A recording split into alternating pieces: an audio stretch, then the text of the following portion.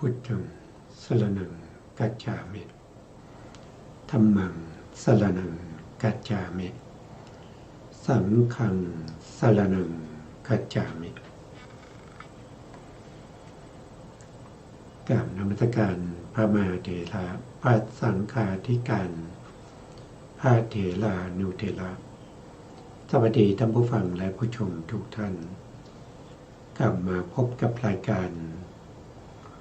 พระไตรปิฎกลอยฟ้าครั้งนี้เป็นครั้งที่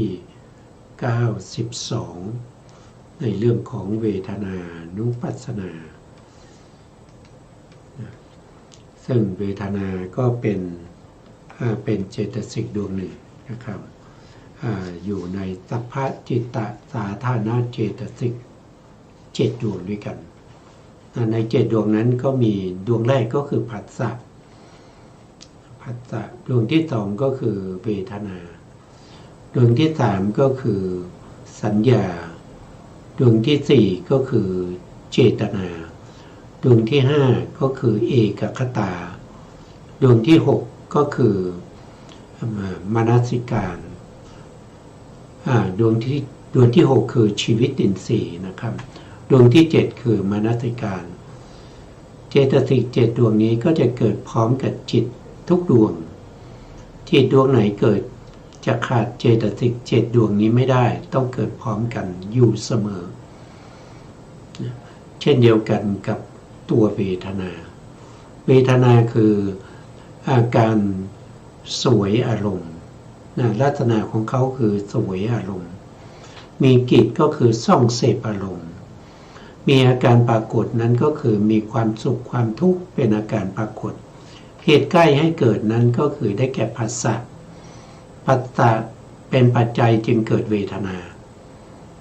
เราก็ศึกษามาจากครั้งก่อนๆนะครับไม่ให้เสียเวลาเราก็จะไปศึกษาต่อจากครั้งที่แล้วนะครับครั้งที่แล้วเนี่ยเราก็ได้พูดถึงในเรื่องของเวทนาที่เกิดในทวารทางใจนะเวทนาจะเกิดขึ้นได้ในเกิดในทวารทั้ง6นะครับก็จะมีเวทนาที่เกิดทางตาเรียกว่าจักขุสัมผัสสัชชาเวทนาเวทนาที่เกิดทางหูก็เรียกว่าเป็นโสตสัมผัสสัชชาเวทนาเวทนาที่เกิดทางจมูกก็เรียกว่าคานะสัมผัสสัชชาเวทนาเวทนาที่เกิดทางลิ้นก็เรียกว่าชิวหาสัมผัสสัชชาเวทนาเวทนาที่เกิดทางกายก็เรียกว่ากายะสัมผัสสัชชาเวทนาเวทนาที่เกิดทางใจก็เรียกว่ามโนสัมผัสสัชชาเวทนาก็เกิดได้6 ทวารที่นี่ใน6 ทวารนั้นก็ต้องมีเหตุมีปัจจัยของเขานะครับไม่ใช่ว่าอยากจะเกิดก็เกิดไม่อยากเกิดก็ไม่เกิดนะครับต้องมีเหตุมีปัจจัยเมื่อเหตุปัจจัยนั้นพร้อมแล้วเขาก็จะเกิดขึ้นเขาก็เกิดขึ้นตามที่เราศึกษากันมานะครับทางมโนทวารเนี่ยนะครับถ้าว่าโดยที่พระพุทธองค์ทรงแสดงนะครับก็ทรงแสดงว่าอาศัยมโน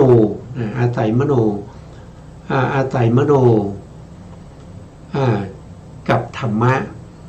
เกิดมโนวิญญาณนะมโนก็คือได้แก่ภวังคจิตหรือวัชนจิต2 ดวงนี้เรียกว่าเป็นมโนส่วนธรรมะคืออารมณ์ธรรมะคืออารมณ์ก็คือธรรมารมณ์นี้เป็นอารมณ์ที่รู้ได้ทางใจ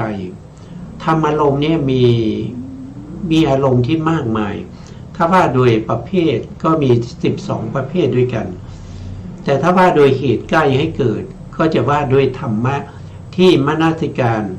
14 อย่างทำให้เกิดมโนวิญญาณทั้ง12 ประการเมื่อ ธรรมะเกิดขึ้นนะครับก็กระทบกับภวังคจิตทำให้ภวังคจิตนั้นเกิดการหวั่นไหวแล้วก็ขาดไปมโนวิญญาณมโนที่ชื่อว่าเป็นอาวชนะคือมโนธรรมลาวชนะจิตนั้นก็จะเกิดขึ้นมาหลังจากที่ภวังคูปเฉทะขาดไปแล้วเกิดขึ้นมารับอารมณ์ใหม่อารมณ์ใหม่นั้นก็คือธรรมะนั่นเองที่มากระทบกับภวังคจิตนั้นเมื่อเกิดขึ้นรับอารมณ์ใหม่แล้ว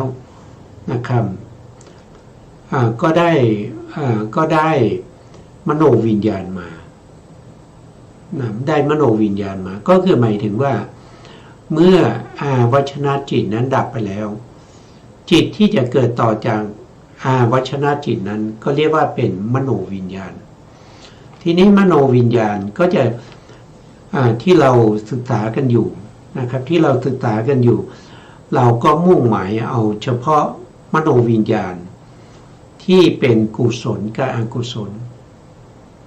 เราไม่เอากิริยาเราไม่เอาโลกุตละจิตเพราะอะไรก็เพราะว่ากิริยาจิตเป็นจิตของพระอรหันต์ที่ท่านสำเร็จในการประพฤติปฏิบัติในเรื่องของเวทนามาแล้วสิ้นสุดแล้วที่ท่านกล่าวว่านะครับเมื่อท่านได้เป็นพระอรหันต์ท่านก็จะกล่าวว่ากิจที่ควรทำเสร็จแล้ว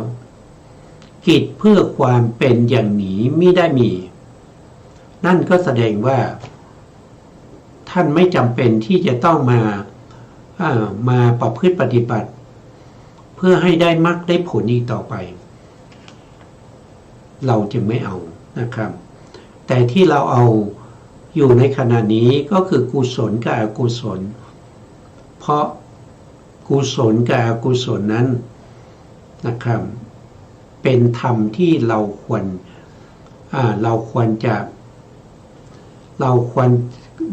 รจะทำการรู้ยิ่งก็มีที่เป็นกุศลอกุศลธรรมที่เราควรกำหนดรู้ก็มีธรรมที่เราควรละก็มีธรรมที่เราควรทำให้แจ้งก็จากกุศลและอกุศลนี้แหละนะครับแล้วก็ทำโดยการภาวนาก็คือการเจริญก็คือกุศลและอกุศลนี้นะครับที่จะเป็นตัวที่ทำให้เราได้มรรคได้ผลต่อไปกุศลนั้นควรเจริญนะครับอกุศลนั้นควรละมโนวิญญาณนะครับก็ได้แก่กุศลและก็อกุศลครั้งที่แล้วเราก็ศึกษาไปก็คือกุศลกุศลเนี่ยมีสภาวะของความไม่มีโทษให้ผลเป็นความสุขอันนี้คือเป็นลักษณะของกุศลแล้วก็กิจของกุศลก็คือกำจัดอกุศลถ้ากุศลเกิดขึ้นในใจของเราอกุศลก็เกิดไม่ได้เมื่อไหร่จิตของเรายังเป็นกุศลอยู่อกุศลและจิตเกิดไม่ได้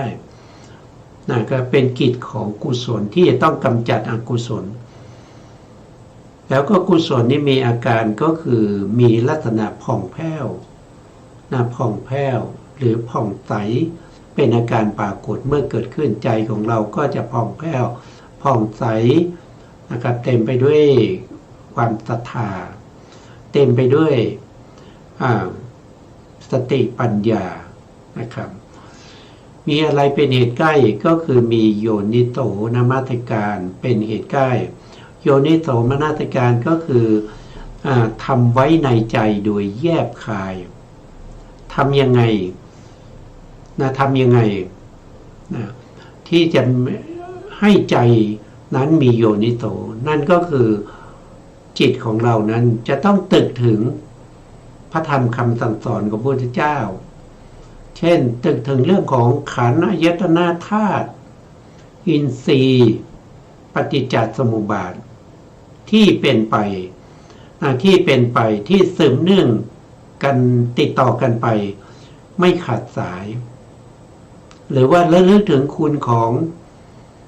พระสัมมาสัมพุทธเจ้าพุทธานุสติธรรมานุสติสังฆานุสติหรือว่าในขณะที่จิตใจของเราเป็นไปกับการสวดมนต์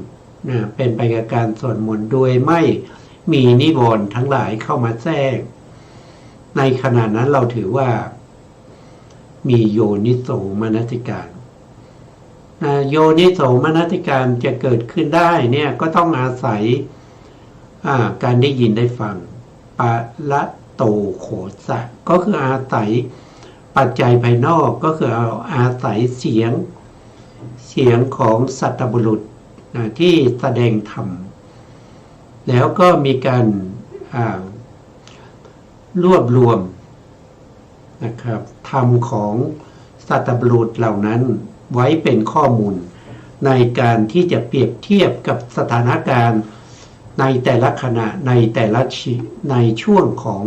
แต่ละวันที่เป็นไปเพื่ออะไรก็เพื่อให้จิตของเราคุ้นเคยแล้วก็น้อมไปในกุศลนะครับน้อมไปในกุศลด้วยอุบายอันแยบคายนี้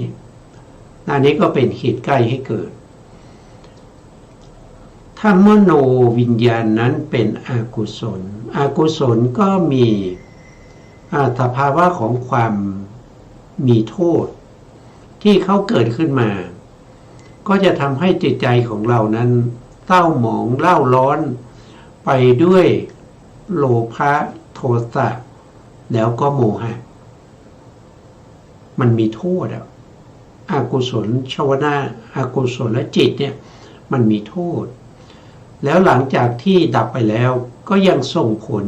ให้เราต้องได้รับความทุกข์ก็คือได้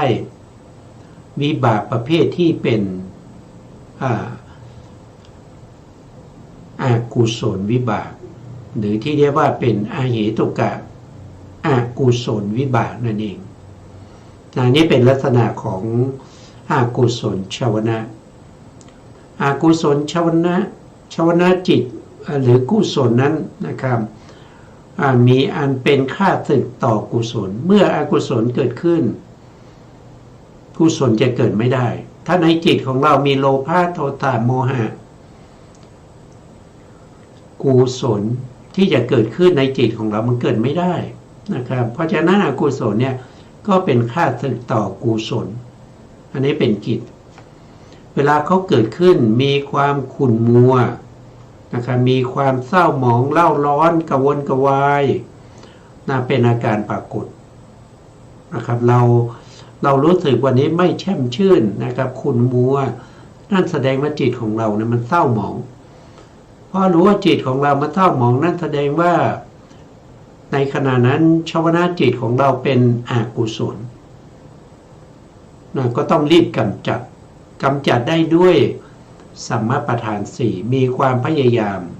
ในการกำจัดยังไงก็ต้องมีโยนิโสนะครับต้องมีโยนิโสเมื่อเรามีโยนิโสนะครับกุศลชวนะก็เกิดขึ้นอกุศลชวนะก็ดับไปแต่เมื่อไหร่เราไม่มีโยนิโสนะครับไม่มีอุบายที่แยบคายอกุศลก็เกิดขึ้นนั่นแสดงว่าเรามีอโยนิโสมนสิการเกิดขึ้นก็เป็นเหตุให้เกิดอกุศลจิตเพราะฉะนั้นมโนวิญญาณนะครับที่เราใช้ในตอนนี้ก็จะเป็นกุศลและถ้าเกิดในวิถีก็เรียกว่าเป็นกุศลชวนะต้องเป็นกุศลชวนะที่เราพูดถึงกุศลเนี่ยมันเป็นกุศลที่ยังไม่ได้เกิดขึ้นในวิถีจิตกุศลที่เราศึกษาทั่วไปก็เป็นกุศลแต่ถ้าเกิดขึ้นในวิถีจิตกุศลนั้นก็เรียกว่าเป็นกุศลชวนะถ้าในวิถีจิตในชีวิตประจำวันของเราเกิดเป็นอกุศลชวนะนั่นแสดงว่ามันเกิดในใจเราแล้วนะแต่ถ้ายังไม่เกิดในใจเราเนี่ยก็จะเรียกว่าเป็นกุศลหรืออกุศลธรรมดาแต่ถ้าเรียกว่าชวนะนั่นแสดงว่าเกิดในจิตแล้วนะครับเกิดในจิตทีนี้ชวนะไม่ว่าจะเป็นกุศลหรืออกุศลที่เกิดขึ้นในใจของเรานั้น ก็ต้องมีปัจจัยนะครับก็ต้องมีปัจจัยนะปัจจัยในที่นี้เราหมายถึงอำนาจปัจจัยนะอำนาจปัจจัยนั้นก็คือได้แก่ปัจจัย24นะครับ24หรือว่าโดยพิสดารก็เป็น47นะปัจจัย24ก็คืออะไรก็คือเหตุปัจจโยอารัมมณปัจจโยอารัมมณปัจจโยอนันตระปัจจโยนะสมานันตระปัจจโยขาดไปตัวหนึ่งนะครับหนึ่งก็คือเหตุปัจจโยสองอารัมมณปัจจโยสามอธิปติปัจจโยสี่อนันตระปัจจโยห้าสมานันตระปัจจโยหกก็คือได้แก่สาชาตะปัจจโยเจ็ดก็คืออัญญมัญญปัจจโยแปดก็คือนิสยปัจจโยเก้าก็คืออุปาณิสยปัจจโยสิบก็คือปุเรชาตปัจจโย11ก็คือปัจฉาชาตปัจจโย12ก็คืออาศิวนาปัจจโย13ก็คือกรรมปัจจโย14ก็คือวิปากปัจจโย15ก็คืออาหารปัจจโย16ก็คืออินทริยปัจจโย17ก็ฌานะปัจจโย18ก็คือมัคคะปัจจโย19ก็คือสัมปยุตตปัจจโย20ก็คือวิปยุตตปัจจโย21ก็นัตถิปัจจโย25ก็คืออัตถิปัจจโย26ก็นับเลขผิดแล้วนะ19ก็คือได้แก่สัมปยุตตปัจจโย20ก็คือได้แก่วิปยุตตปัจจโย21ก็คือได้แก่อัตถิปัจจโย22ก็คือนัตถิปัจจโย23ก็คือวิคตะปัจจโย24ก็คืออวิคตะปัจจโยนะครับถ้าใครไปงานศพบ่อยๆก็จะได้ยินนะก็จะได้ยินเขาสวดพระอภิธรรมกันนะครับก็คือสวดปัจจัย24ปัจจัย24นี้เป็นอำนาจที่ทำให้ปัจจุบันเกิดคืออำนาจที่ทำให้ผลเกิดขึ้นนะที่ทำให้ผลเกิดขึ้นตอนนี้ผลของเราก็คือได้แก่มโนวิญญาณมโนวิญญาณนี้ก็จะมีทั้งที่เป็นกุศลทั้งที่เป็นอกุศลนะครับท่านบอกว่าได้อำนาจปัจจัยนะได้อำนาจปัจจัยก็คือนิสยปัจจัยนิสยปัจจัยนะได้แก่นิสยปัจจัยหรืออุปนิสยปัจจัยอุปนิสยปัจจัยนี้ก็คือมาจากปัจจัยที่ปัจจัยที่9นะครับก็คืออุปาณิสยปัจจัยเมื่ออุปาณิสยปัจจัยแยกเป็นปัจจัย47ก็ได้3ปัจจัยก็คือได้แก่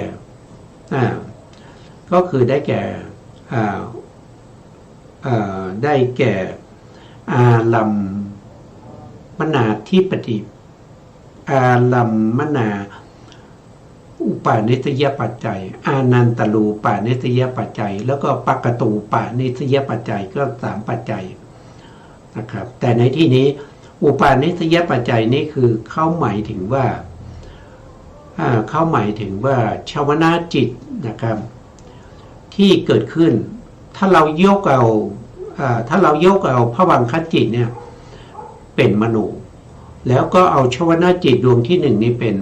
มโนวิญญาณก็จะต้องได้อุปาณิสยปัจจัยเพราะว่าชาวนาดวงที่1กับภวังคจิตที่ดับไปนั้นเขาไม่ได้เกิดติดต่อกันเพราะมีอะไรขั้นอยู่ก็มีอาวชนะจิตขั้นอยู่จะว่าโดยตาชาติก็ไม่ได้เขาไม่ได้เกิดร่วมกันเพราะว่าชาวนากุศลหรืออกุศลชาวนาไม่ได้เกิดพร้อมกันกับภวังคจิตแล้วก็ไม่ได้เกิดติดต่อกับภวังคจิตนะครับโดยมีอาวชนะจิตขั้นนะครับถ้าว่าลักษณะนี้ก็ได้อุปาณิสยปัจจัยหรือถ้าเราพูดอีกในหนึ่งก็คือพูดถึงกุศลและอกุศลที่เป็นอุปาณิสยปัจจัยในอดีตนะครับผู้ที่มีอัธยาศัยจิตที่เป็นกุศลบ่อย นะครับก็จะทำให้กุศลเกิดขึ้นได้ง่ายผู้ที่มีอัธยาศัยที่เป็นอกุศลและจิตบ่อยๆก็เป็นอุปนิสัยให้เกิดอกุศลและจิตได้บ่อยๆเช่นเดียวกันเพราะฉะนั้นกุศลเป็นปัจจัยให้เกิดกุศลอกุศลเป็นปัจจัยให้เกิดอกุศลอกุศลในหรือกุศลที่เป็นปัจจัยเราพูดถึงที่มีมาแล้วในอดีตนะครับที่มีอำนาจอุปาเนตยปัจจัยให้เกิดกุศลหรืออกุศลในปัจจุบันนะครับอันนี้ถ้าว่าโดยอุปาเนตยปัจจัยเนี่ยมันกว้างขวางนะครับมันกว้างขวางแม้กระทั่งอกุศลเป็นปัจจัยให้เกิดกุศลก็ได้นะเป็นปัจจัยให้เกิดกุศลได้แล้วกุศลเป็นปัจจัยให้เกิดอกุศลก็ได้หรือว่าจะเป็นเช่นอุตุความเย็นความร้อนนะครับเป็นปัจจัยให้เกิดกุศลก็ได้เป็นปัจจัยให้เกิดอกุศลก็ได้เสนาสนะที่อยู่ที่อาศัยนะครับหรือว่าอาหารหรือว่ายารักษาโรคอะไรพวกนี้ทั้งหมดทั้งมวลที่ทำให้เกิดกุศลได้ก็เรียกว่าเป็นอุปาณิสยปัจจัยเหมือนกันนะนี่ก็ต้องได้อุปาณิสยปัจจัยเป็นปัจจัยแรกแล้วก็ตามมาด้วยชาติอีก4ชาติด้วยกัน4ชาตินั้นก็คือได้แก่สาชาตชาติถ้าสาชาตชาติเนี่ยนะครับท่านก็หมายถึงว่าหมายถึงในชวนาจิตเหมือนกันคือเกิดในจิตดวงเดียวกันเหมือนกันนะครับอย่างเช่นที่เขาพูดถึงตรงนี้นะครับถ้าเรายกเอาชวนาดวงที่หนึ่งนะครับที่เป็นปัจจัยให้เกิดเวทนาก็แล้วกันเวทนาที่อยู่ในกุศลจิตเพราะนั้นชาวนะดวงที่หนึ่งที่เป็นกุศลนั้นไม่มีเวทนาอยู่แล้วก็มีผัสสะอยู่ถ้าเรายกผัสสะนั้นเป็นปัจจัยนะครับเวทนานั้นก็เป็นปัจจยุบันอยู่ในชาติอยู่ในจิตดวงเดียวกันเราเรียกว่าเป็นสาชาตชาติหรือเรายกเฉพาะอาวัชนะจิตอาวัชนะจิตพูดไปก็คนอื่นจะไม่เข้าใจนะครับก็คำว่าสาชาตชาตินี่คือปัจจัยกับปัจจยุบันนี่เกิดพร้อมกันใช่ไหมครับเกิดพร้อมกันถ้าเรามุ่งหมายตรงนี้มุ่งหมายตรงนี้เราก็จะพูดถึงตรงนี้ก็คืออาวัชนะจิตเราก็มุ่งหมายเอาตัวผัสสะที่เกิดในนี้กับเวทนาที่เกิดในนี้ก็เป็นสาชาตชาติก็เป็นสาชาตชาติแต่ถ้าเราพูดถึงอารมณชาติอารมณชาติก็คือได้แก่อารมณ์ที่เป็นธรรมอารมณ์13ประเภทนั้นธรรมอารมณ์ที่เป็น13ประเภทนั้นนะครับเป็นอารมณ์ให้แก่อะไรก็คือให้แก่เวทนาที่อยู่ในมโนทวาราวชนจิตหรือในชวนาจิตดวงอื่นๆก็เรียกว่าเป็นอารมณชาติถ้าเป็นอนันตรชาติเนี่ยก็คือถ้าเราพูดถึงเวทนาที่อยู่ในชวนาดวงที่หนึ่งนั่นก็แสดงว่าผัสสะที่อยู่ในมโนทวาราวชนจิตนี้เป็นอนันตรชาติช่วยอุปการะแก่เวทนาที่อยู่ในชวนาจิตดวงที่หนึ่งอย่างนี้เป็นต้นและวัตถุปุเรชาตชาติวัตถุปุเรชาตชาติเนี่ยก็คือหมายถึงวัตถุวัตถุที่เป็นที่อาศัยเกิดของเวทนาจะเอาเวทนาที่อยู่ในอาวัชนะจิตทีนี้อาวัชนะจิตนี่เขาอาศัยหทัยวัตถุเกิดเพราะฉะนั้นหทัยวัตถุจึงเป็นวัตถุปุเรชาตชาติที่ช่วยอุปการะแก่มโนทวาราวชนจิตแล้วก็เวทนาที่อยู่ในมโนทวาราวชนจิตด้วย เช่นเดียวกันกับชาวนาจิตชาวนาจิตเนี่ยไม่ว่าจะเป็นกุศลหรืออกุศลเนี่ยเขาอาศัยหาทายวัตถุเกิดนะเขาอาศัยหาทายวัตถุเกิดเพราะฉะนั้นหาทายวัตถุจึงเป็นปุเรชาตชาติให้เวทนาเกิดขึ้นให้ภาษานั้นเกิดขึ้นได้นะก็เป็นลักษณะอย่างนี้แต่ถ้าเราพูดถึงภาษาแล้วก็พูดถึงเวทนาก็คือหมายถึงว่าที่อยู่ในถ้าเราพูดถึงมโนวิญญาณนะมโนวิญญาณก็คืออยู่ในชวนะชวนะก็อาศัยหาทายวัตถุเกิดนะครับก็เรียกว่าเป็นวัตถุปุเรชาตชาติเหมือนกันนะอันนี้ก็เรื่องของปัจจัยนะครับปัจจัยนี้ต้องรู้นะเพราะว่าถ้าเราไม่รู้ปัจจัยนะครับเราก็ไม่สามารถที่จะข้ามพ้นจากความสงสัยได้กังขาวิตารณะก็ไม่เกิดกับเรามีแต่ความสงสัยบางคนกำลังมาฟังก็สงสัยนะความสงสัยอย่างนี้แก้ไขได้นะครับฟังบ่อยๆนะฟังบ่อยๆก็จะเข้าใจแต่ถ้าเราไม่ฟังแล้วเราสงสัยอันนั้นแก้ไม่ได้นะอันนั้นแก้ไขไม่ได้พอแก้ไขไม่ได้ท่านจะไม่พ้นทุกข์ไม่พ้นทุกข์การฟังนะครับเป็นเหตุเป็นปัจจัยทำให้เราเป็นสัมมาทิฏฐิถ้าเราไม่ได้ฟังแล้วเราสงสัยเราก็เป็นมิจฉาทิฏฐิวิจิกิจฉาก็เกิดขึ้นนะครับ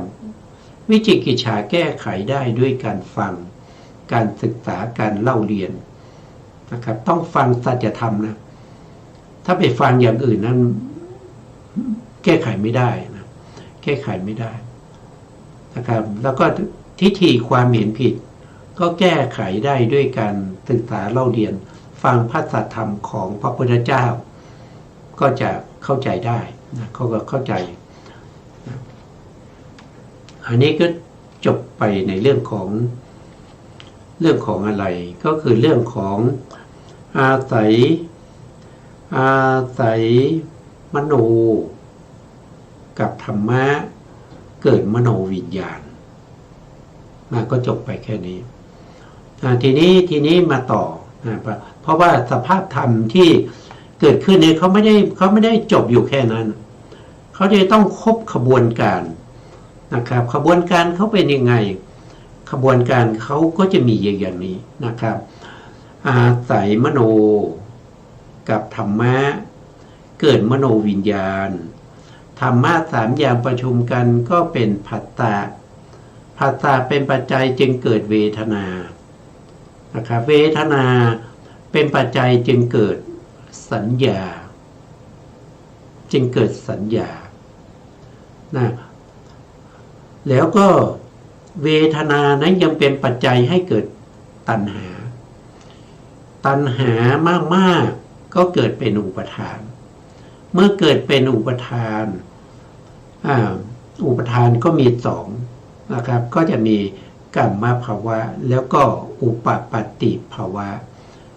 กัมมภาวะก็คือได้แก่ตัวกรรมจะเกิดขึ้นยังไง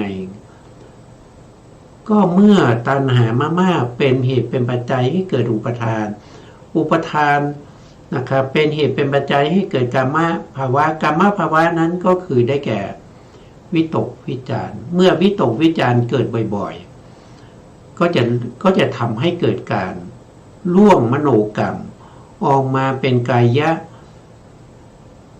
ยทุจริตก็มีกายทุจริตก็มีวจีทุจริตก็มีวจีทุจริตก็มีก็เกิดการทำกรรมแล้วก็จะมีผลตามมาอีกก็คือทำให้เราต้องเวียนว่ายตายเกิดอีกอันนั้นคือขบวนการมันไม่มีจบสิ้นนะถ้าว่าโดยโลกิยานมันไม่มีจบนะมันไม่จบนะครับมันก็หมุนเวียนไปอย่างนี้เกิดมาแล้วก็ตายนะครับตายแล้วก็เกิดพอเกิดมาก็ต้องทำกรรมเกิดมาแล้วไม่ทำกรรมไม่มีนะครับเกิดมาแล้วก็ต้องทำกรรมเมื่อเราทำกรรมนั้นก็เป็นเหตุให้เราไปเกิดอีกนะครับ ที่เราเกิดมาแล้วเนี่ยเราต้องตายเนี่ยความตายนะเป็นผลของความเกิดแต่ในขณะที่เรายังมีชีวิตเราเกิดมามีชีวิตนั้นเราต้องทำกรรมกรรมนั้นเป็นเหตุเป็นปัจจัยให้เราไปเกิดอีกให้เราไปเกิดอีกเมื่อตายแล้วก็ต้องเกิดอีกใช่ไหมครับเนี่ยมันก็จะสืบกันไปอย่างมันไม่จบนะมันเป็นวัฏฏะนะมันเป็นวัฏฏะเขาเรียกว่าเป็นวิปากวัฏนะครับที่เราเกิดมาเนี่ยเรามีตาหูจมูกนะครับเรามีกายมีอวัยวะครบถ้วนมีจิตมีใจอันนี้มันเป็นวิบากเป็นกรรมเก่านะครับเป็นกรรมมัชรูปแล้วก็วิบากเนี่ยมันเป็นของเก่าพอเกิดมาแล้วเราก็เจอกิเลสวัฏความอยากความต้องการนะครับความอยากความต้องการเกิดจากอะไรเกิดจากการเห็นการได้ยินก็เกิดความต้องการอันนี้ก็เป็นกิเลสวัฏพอกิเลสวัฏเกิดก็ต้องทำกรรมนั้นก็จะเป็นกรรมวัฏนะครับก็เป็นกรรมวัฏพอเป็นกรรมวัฏก็ต้องมีวิบากอีกก็เป็นวิปากวัฏมันไม่จบไม่สิ้นมันไม่จบไม่สิ้นวนเวียนอยู่อย่างนี้ครับจะจบยังไงก็เรากำลังศึกษาอยู่จะจบยังไงก็คือจะต้องเริ่มต้นในการที่จะเจริญสติปัฏฐาน4นะครับกายานุปัสสนาสติปัฏฐานเราก็ศึกษาไปแล้วตอนนี้เราศึกษาเวทนานุปัสสนาสติปัฏฐานอยู่นี่ก็เป็นหนทางการตัดเสียซึ่งวัฏฏะสงสารไม่ต้องเวียนไปตายเกิดทำลายเสียซึ่งวัฏฏะสามจะเป็นยังไงต่อไปนะเราก็มาศึกษาร่วมกันต่อนะครับท่านบอกว่าอาศัยมโนกับธรรมะเกิดมโนวิญญาณธรรมะสามอย่างประชุมกันเป็นปัสสะเป็นปัจจัยจึงมีเวทนาทีนี้ก็มาพูดถึงเวทนามีมาท่านบอกว่าเวทนานี่มีมาตั้งแต่จริงๆแล้วมีมาตั้งแต่ปฏิสนธิจิตปฏิสนธิจิตแต่ตรงนี้ท่านบอกว่ามีมาแต่ภวังคจิตนะครับด้วยอำนาจของปัจจัยตามสมควรในแต่ละข้อก็คือที่พูดมาแล้วนะครับเวทนาที่เกิดขึ้นเนี่ยมันมาแต่ละข้อเวทนาเกิดขึ้นตามที่ได้เคยพูดแล้วว่า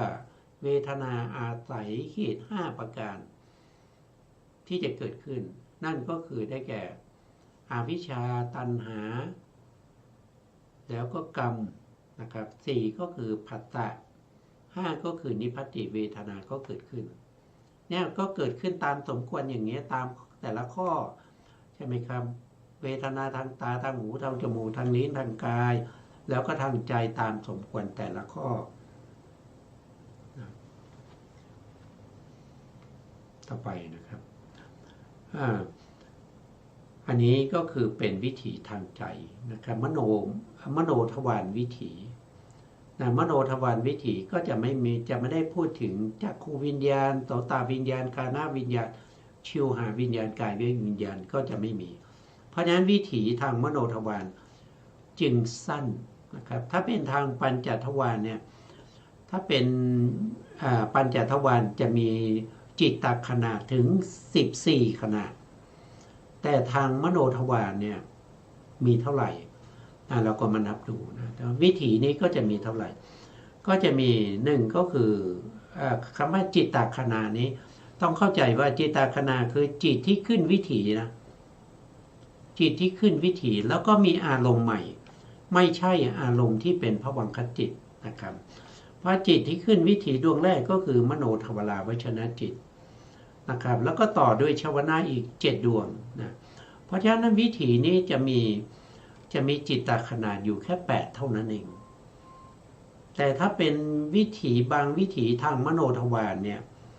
ก็จะมีอยู่10ขณะนะครับเพราะต่อตัดทาลัมมนะไปอีก2ดวง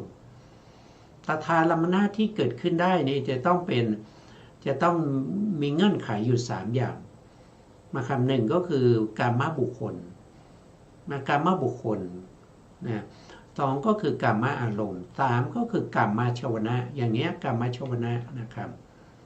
กามชวนะแต่วิธีนี้ไม่มีตถานั่นแสดงว่าพวกพรหมก็มีได้นะพวกพรหมนี่ไม่ใช่กามบุคคลนะแล้วก็อารมณ์ก็ต้อง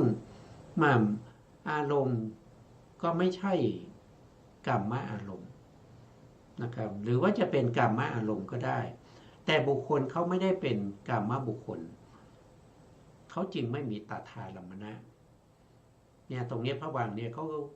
เขามีพระวังคจิตถึง19นะครับถ้าเป็นกามบุคคลเนี่ยพระวังคจิตมีแค่10นะพระวังคจิตมีแค่10นะพระวังคจิตมีแค่10คืออะไรนะพระวังคจิตมีแค่10ก็คืออุเบกขาสันติระนาจิต2แล้วก็มหาวิบากกับจิต8นะครับก็เป็น10แต่ตรงนี้มี19นะ19นั่นก็คือหมายถึงว่า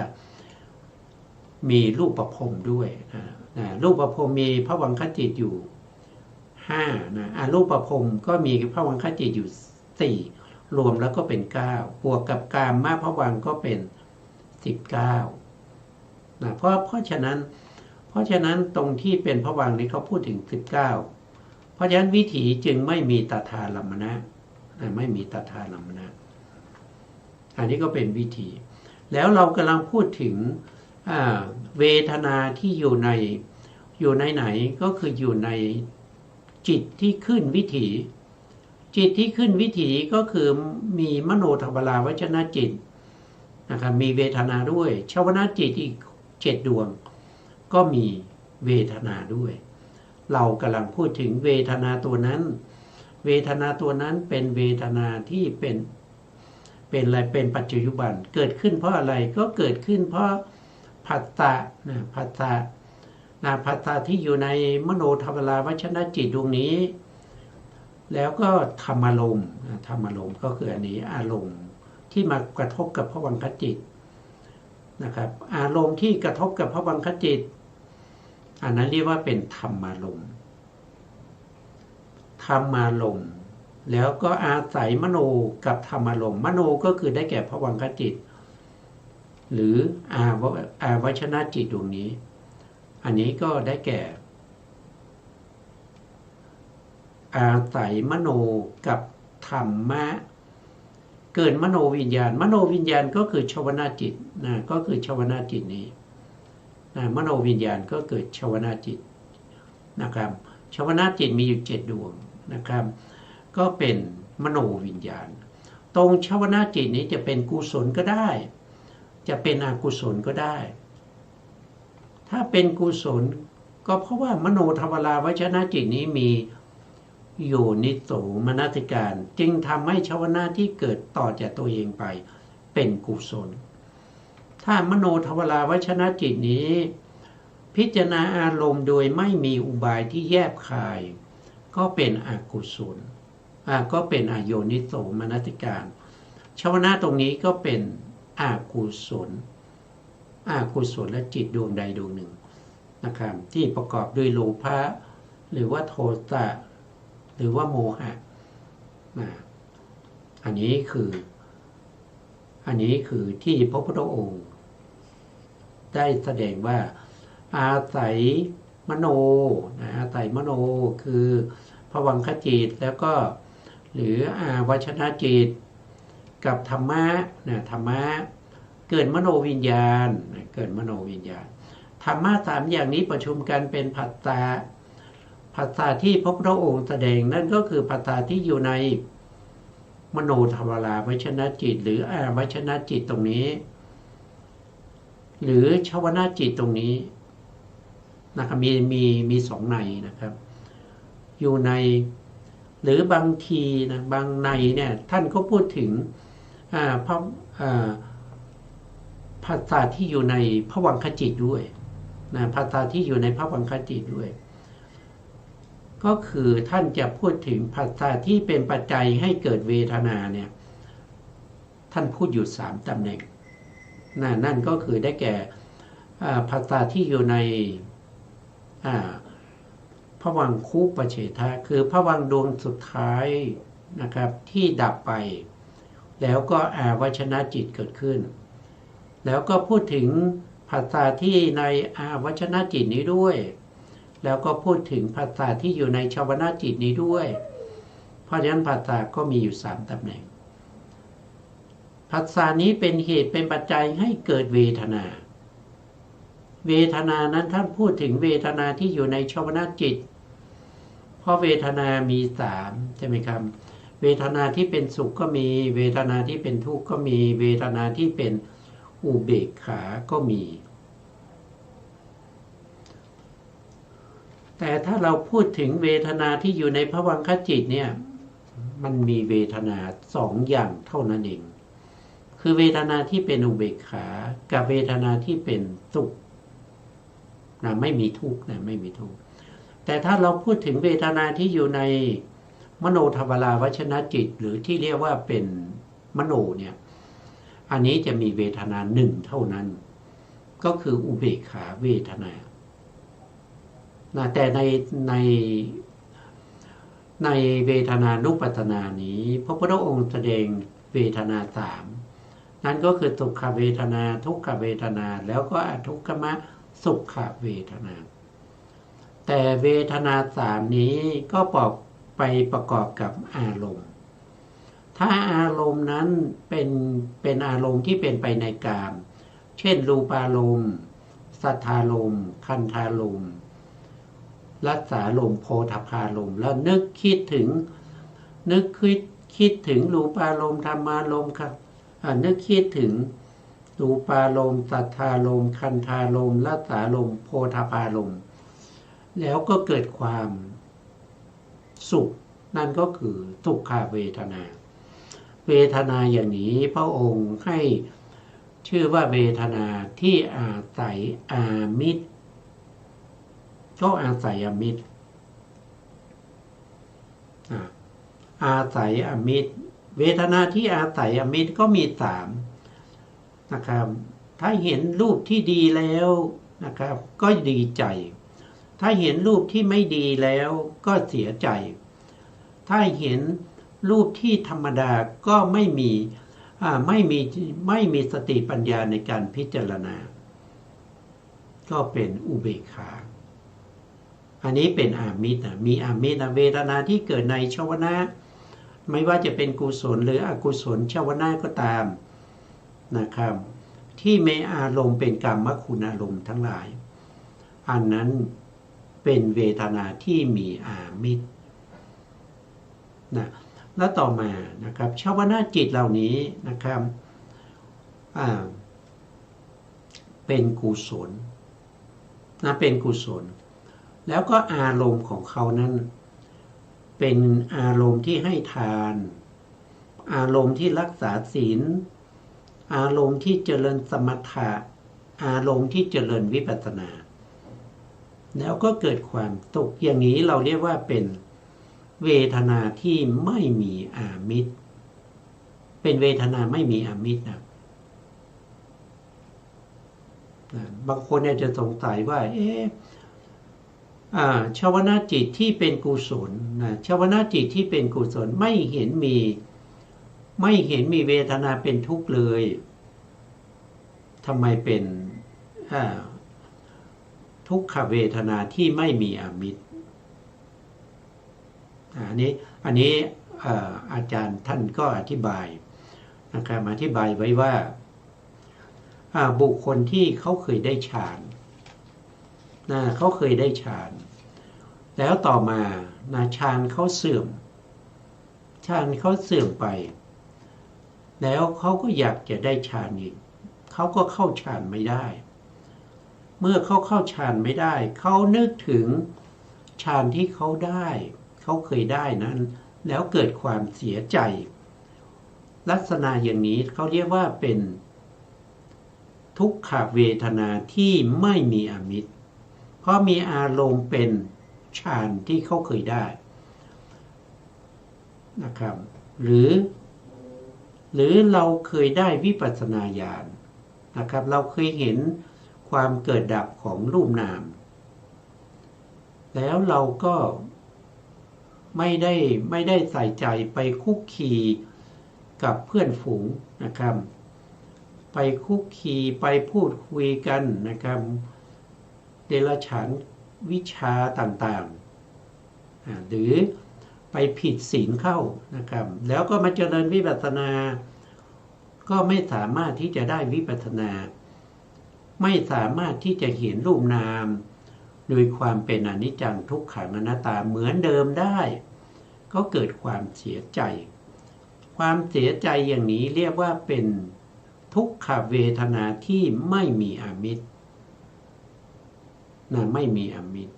นะส่วนอุเบกขานั้นก็เช่นเดียวกันนะครับก็เช่นเดียวกันนะเพราะฉะนั้นเวทนาที่พระพุทธองค์แสดงมีเวทนา9ในเวทนานุปัสสนาคือสุขเวทนาทุกขเวทนาแล้วก็อทุกขมสุขเวทนาแล้วก็เวทนาที่มีอมิตรสุขเวทนาที่มีอมิตรทุกขเวทนาที่มีอมิตรอุเบกขาที่มีอมิตรแล้วก็เวทนาที่เป็นสุขไม่มีอมิตร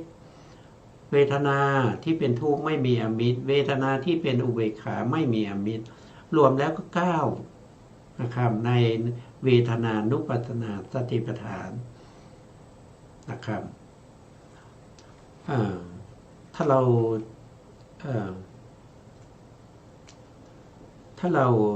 จำบาลีในพุทธพจน์ในเวทนานุปัสสนาสติปัฏฐานได้นะครับเราก็จะเข้าใจเราก็ย้อนกลับไปย้อนกลับมาดู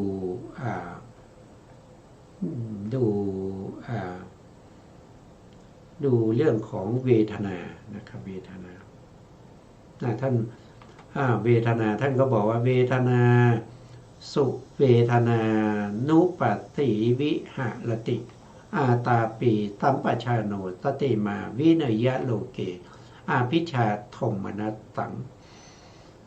แปลก็เป็นพิจารณาเห็นเวทนาในเวทนามีความเพียรมีสัมปชัญญะมีสติกำจัดอภิชาและโทมนัสในโลกเสียได้อันนี้เป็นอุเทศของเวทนานุปัสสนา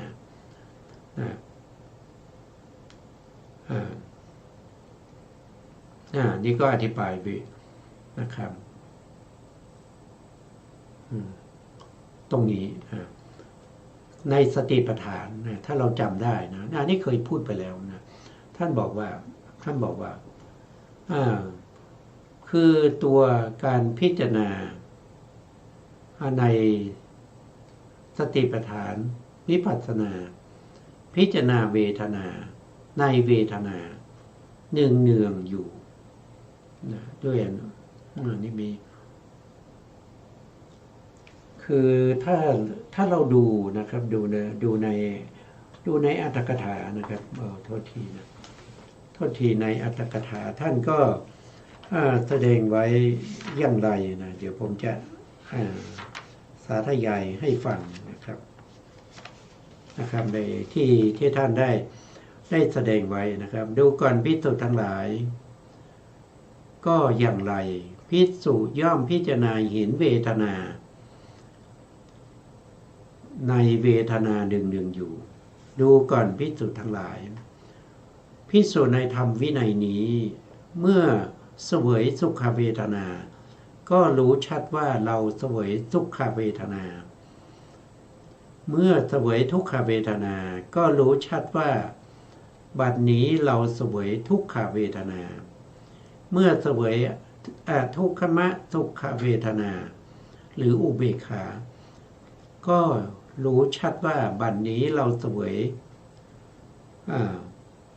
ทุกขมสุขเวทนาหรือเมื่อเราเสวยสุขเวทนาที่มีอามิตรก็คือเจือด้วยกรรมคุณก็รู้ชัดว่าบัดนี้เราเสวยสุขเวทนามีอามิตรหรือเมื่อเราเสวยทุกขเวทนาไม่มีอามิตรก็รู้ชัดว่าบัดนี้เราเสวยสุขเวทนาไม่มีอามิตร อันนี้ก็คือไม่ได้เจือด้วยกรรมคุณนะครับแต่ประกอบด้วยศีลสมาธิปัญญาหรือเมื่อเราเสวยทุกขเวทนาไม่มีอมิตรก็รู้ชัดว่าบัดนี้เราเสวยทุกขเวทนาไม่มีอมิตรหรือเมื่อเราเสวยทุกขเวทนามีอมิตรก็รู้ชัดว่าบัดนี้เราเสวยทุกขเวทนามีอามิตรหรือเมื่อเราเสวยทุกขมะสุขเวทนามีอามิตรก็รู้ชัดว่าบัดนี้เราเสวยทุกขมะสุขเวทนามีอามิตรหรือเมื่อเราเสวยทุกขมะสุขเวทนาไม่มีอามิตรก็รู้ชัดว่าบัดนี้เราเสวยทุกขมะสุขเวทนาไม่มีอามิตรดังนี้อันนี้ก็คือเป็นอุเทศนะเป็นอุเทศของเวทนานุปัสสนานะครับยังมีต่อนะครับยังมีต่ออันนี้คือช่วงท้ายนะท่านก็มีต่อว่าภิกษุพิจารณาเห็นเวทนาในเวทนาเป็นภายในบ้างก็คือพิจารณาเวทนาในตัวเราย่อมพิจารณาเห็นเวทนาในเวทนาเป็นภายนอกบ้างก็คือพิจารณาเวทนาของผู้อื่นเราเป็นยังไงเขาก็เป็นอย่างนั้นนะครับย่อมพิจารณาเห็นเวทนาทั้งภายในและภายนอกทั้งเราและก็ของคนอื่นด้วย